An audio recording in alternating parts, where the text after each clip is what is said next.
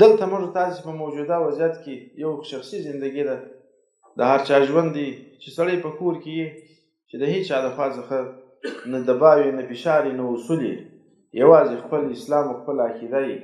هلته خو سړی خپله مسلماني ورته معلومېږي، که لمونځ کوي، که تلاوت کوي، که تهجد کوي، که روژه نیسي، او خپل اخلاص یې د الله جل جلاله سره. یو اجتماعي زندګي ده.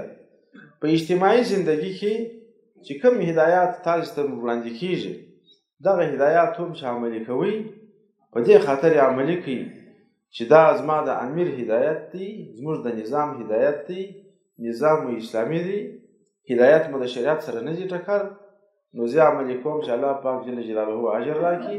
په دغسې نیت یې عملي کوي چې د عمل کې مو بیا ثواب وي. او دا داسې عملي کول چې سړی پر وظیفه باندې بیریږي، سړی د یو چا څخه خوف بیره ولري، دغسې عمل بیا ثواب نه لري.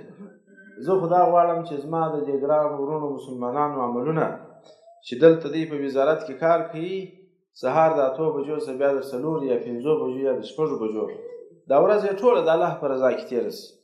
دا ورځ یې په داسې شکل تېره شي چې الله ځینې راضي او د الله تعالی جل جلاله رحمتونه پر نازل، هغه په هغه صورت کې چې دغه عملونه ټول د الله دپاره وو.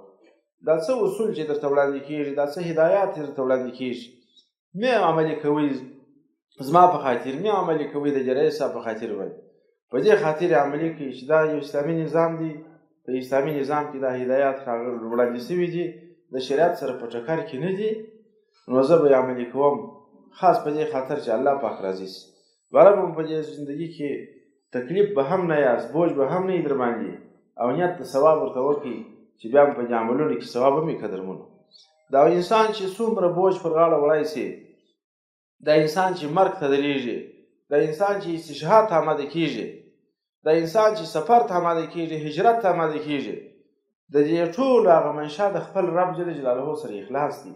چې کله اخلاص پیدا شو، باور په الله وکړي، بیا نه دا وخت در باندې بوجېږي، نه شهادت در باندې بوجېږي، نه د امیر امر در باندې بوجېږي، نه سفر در باندې بوجېږي. په ټولو چارو کې به بیا ډېر په خوند او په ډېره مینه باندې مخته روان یاست. نو زما غوښتنه دا ده چې دغه مسؤلیت چې په غاړه کې مو لوېدلی دی، که رئیس صاحب محترم یې، که امیر صاحب محترم یې، او که بل کارمند صاحب محترم یې، ټوله چې د عملونو سرته رسوئ، اول شی دا اخلاص پکې وکړئ او د الله تعالی رضا پکې هدف وګرځوئ. تاسو خو مسلمانان یاست. مسلمان څخه تقاضا دا ده چې مسلمان یوازې د خپل رب جل جلاله هغه حکم، د رب جل جلاله فیصله، د رب جل جلاله محبت، د رب جل جلاله احترام، دا مد نظر وګرځي. دا نور ټوله زندګي چې کله سړی ته قابل قبول وي د چا هدایت، هغه په دې وجه باندې چې بیرته یې مرجع الله جل جلاله وي، چې د دغه اعمالو کې الله پاک راضي کېږي، بیا به پر تاسې باندې قدرمنو دا زندګي نه بوجېږي. نو دا مسؤلیت چې لرئ ځوانانو، سپین ږیرو، مشرانو، کشرانو، مسؤلیت کې احساس پیدا کړي، اخلاص پکې پیدا کړي، او دا ذمهواري ومنئ چې زما خو دا وظیفه ده چې زه به د سهار نه د مازدیګره دا چارې تنظیموم. مه په ټلیفون ځان مصروفوئ، مه په شخصي علاقو ځان مصروفوئ، مه د خلکو پر مخ باندې دروازه تړئ، دروازه مو هم خلاصه پرېږدئ. مسلمانانو سره ډېره فرفق او په ډېره محبت ژوند وکړئ، د سپین ږیري احترام وکړئ، د عالم احترام وکړئ، او د مشر احترام وکړئ، چې رب جل جلاله درڅخه راضي شي.